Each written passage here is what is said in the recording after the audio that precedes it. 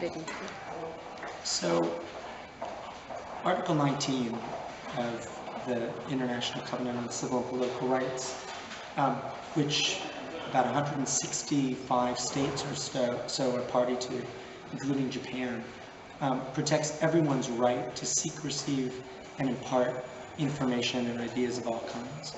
And one of the things that it protects is everyone's right to access information.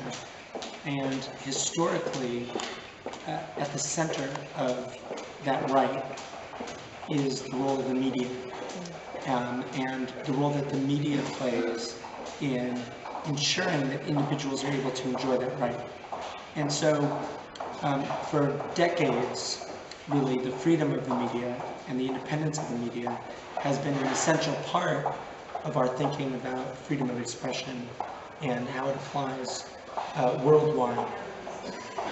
That means, when we're talking about independence of the media, a number of things. So one, it means that journalists, and by journalists I mean all those who are operating in an environment where they collect, gather information, and then share it, that journalists should be free to cover stories no matter what the subject matter.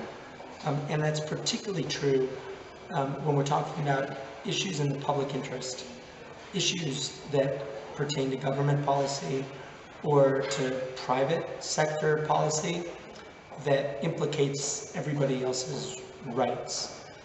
So what does that specifically mean? That means that, the media needs to have the freedom to do those things, needs to have the ability to protect its sources, needs to have the ability to have access to other sorts of information, and particularly information that's held online.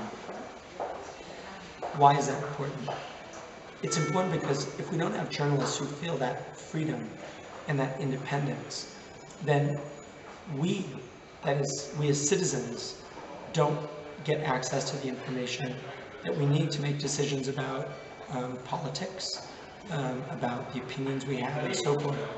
And that critical point, I think, needs to be understood in all environments related to the media. Needs to be understood in all democratic countries and in other countries as well. And I think that it is well understood as a right, but of course at the same time we see it under threat in a number of environments. So we see it under threat in a bunch of different ways. That includes, for example,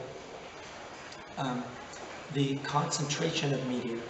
So the media is increasingly owned by just a few organizations, and that limits those who have smaller voices, fewer resources, limits their ability to report and to share information with others. So that's one problem. The second problem is governments very often don't provide a legal framework that enables the independent media to flourish and to operate. So, for example, when it comes to the broadcast media, very often we see that the law allows the government directly to regulate the broadcast companies.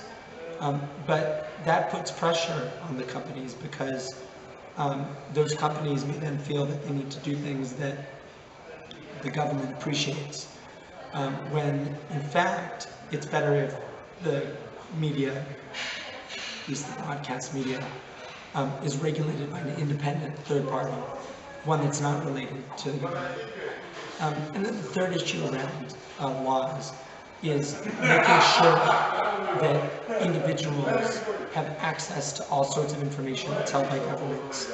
That governments don't classify information as secret, for example, when it shouldn't be secret.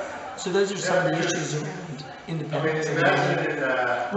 So those, I think, are some of the core issues around protection of freedom of expression, particularly independence of the media.